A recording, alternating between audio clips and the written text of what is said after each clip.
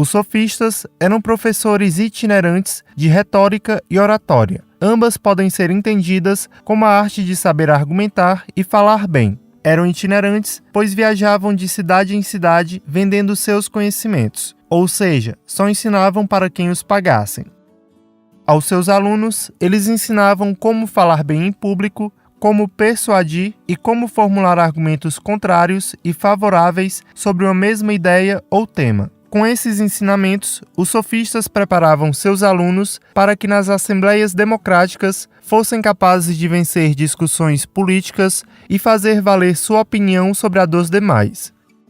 Apesar de também ensinarem para adultos, o principal objetivo dos sofistas era preparar os jovens para a vida política e torná-los bons cidadãos.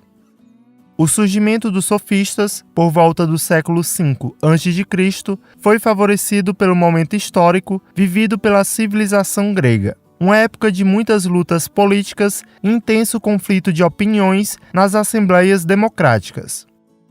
São poucos os fragmentos que restaram das obras dos sofistas, o que dificulta compreender seus pensamentos. Aliado a isso, praticamente todos os relatos e citações que restaram sobre eles foram escritos por seus opositores, ou seja, filósofos que discordavam da atividade sofística, tais como Platão e Aristóteles. Por serem relatos de seus críticos, é difícil saber se eram tendenciosos ou não.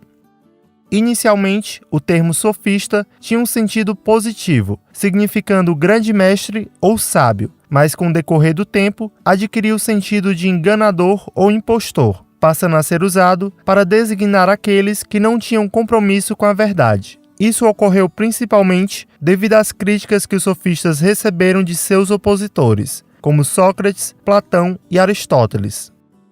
Os críticos dos sofistas os acusavam de serem falsos filósofos, pois se importavam mais em ganhar uma discussão do que defender a verdade. Ou seja, manipulavam a verdade para defender o que era falso, faziam ideias ruins parecerem ser boas e argumentos fracos parecerem ser fortes. Além disso, seus críticos também os chamavam de exploradores do conhecimento, devido ao fato de cobrarem para ensinar. Do sentido negativo da palavra sofista, surgiu o termo sofisma, que se refere a argumentos que são aparentemente corretos, mas que na verdade são enganadores, ou seja, apenas buscam induzir a pessoa ao erro. A imagem negativa dos sofistas permaneceu durante muito tempo. Entretanto, hoje sabemos que eles tiveram um papel fundamental na disseminação da democracia ateniense. De certa forma, foram eles os responsáveis por democratizar o acesso à oratória e retórica, contribuindo para a formação de uma política menos oligárquica.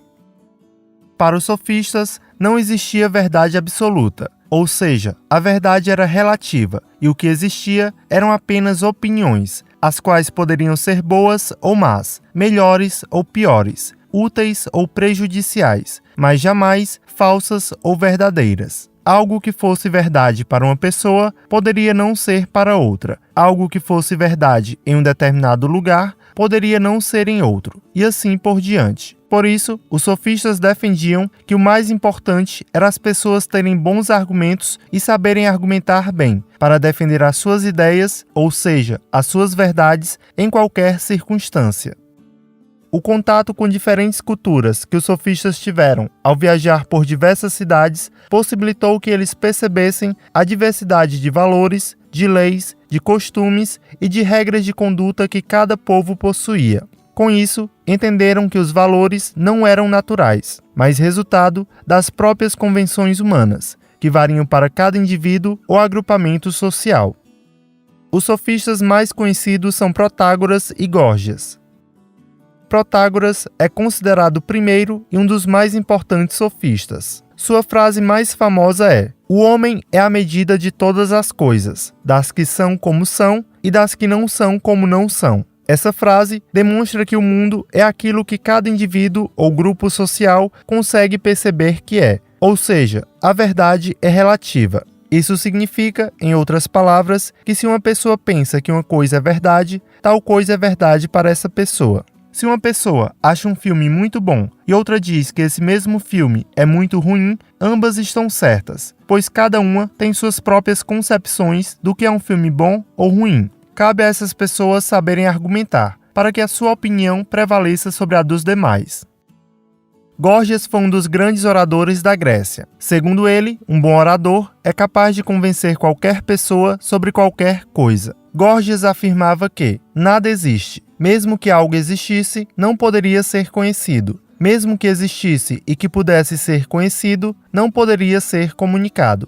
Com essa afirmação, Górgias nos mostra que é impossível conciliar o pensamento, fala e linguagem com a realidade. Ou seja, nunca conseguiremos expressar a realidade. Para Górgias, nada existe, pois experimentamos o mundo à nossa volta por meio dos nossos sentidos, mas o expressamos por meio da fala e da linguagem. E entre os sentidos e a fala e a linguagem há uma distância muito grande. Por isso, Górgias afirma que nunca conseguiremos expressar de fato a realidade, apenas criamos representações dela. Se há diversas representações sobre a realidade e todas são falsas, ou seja, se nenhuma consegue descrever a realidade tal qual ela é, isso era uma razão, segundo Górgias, para acreditarmos que nada existia.